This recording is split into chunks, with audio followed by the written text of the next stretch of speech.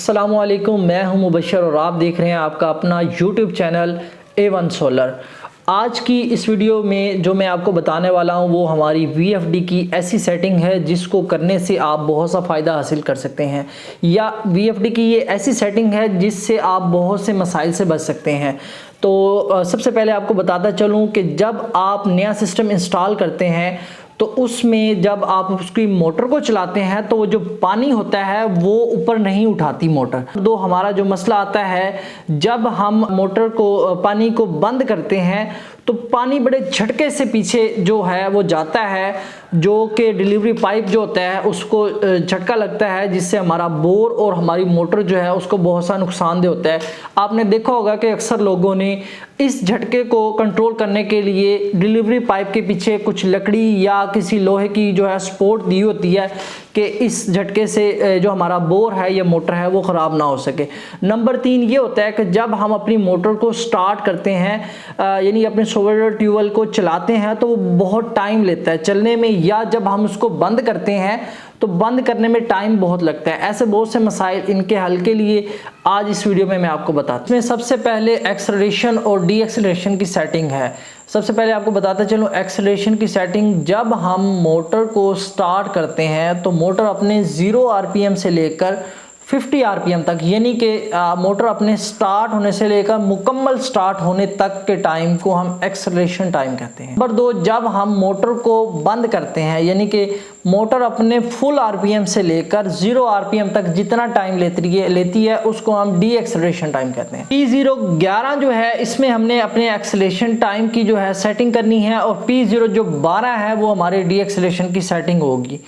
Acceleration time की जो हमें सेटिंग की ज़रूरत है वो उस सूरत में आती है जब हम मोटर नई इंस्टॉल करते हैं तो पानी मोटर ऊपर नहीं उठाती। तो उसके लिए हमें एक्सेलरेशन जो टाइम है P011 में जाना है, और उसका जो टाइम है बाय डिफ़ॉल्ट 30 सेकंड लगा होता है, उसको हम कम करके जो है कम से कम 10 सेकंड या 5 सेकंड करके उस पानी को हम ऊपर उठा सकते हैं। आप पहले उसको 10 सेकंड करें, अगर वो झटके से पानी नहीं उठाती तो आप उस टाइम को 8 सेकंड करें, अगर वो 8 सेकंड में भी नहीं उठाती तो आप उसको 5 सेकंड कर लें। 5 सेकंड में भी इशू आता है तो आप उसको 3 सेकंड भी कर सकते हैं, लेकिन 3 सेकंड में पानी तो मोटर उठा लेगी।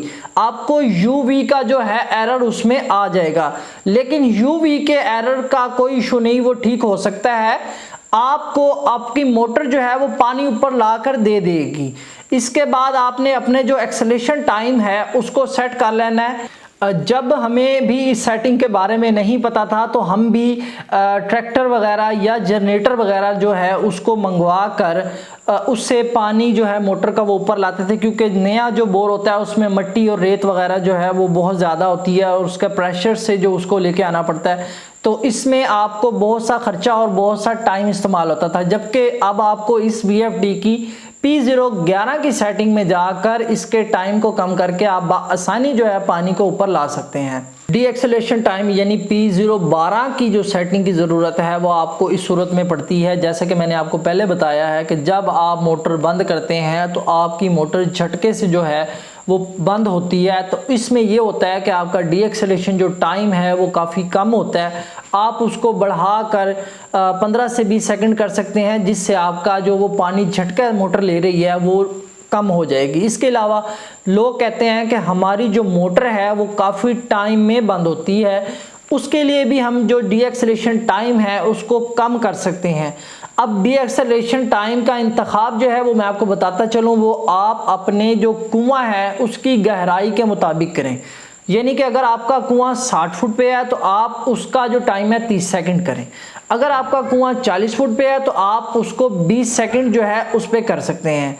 और अगर आपका मोटर जो है बिल्कुल ज़मीन पर पड़ी है तो फिर आप उसका टाइम 10 सेकंड भी रख सकते हैं। तो ये थी हमारी P011 यानी एक्सेलरेशन और P012 डी एक्सेलरेशन की सेटिंग।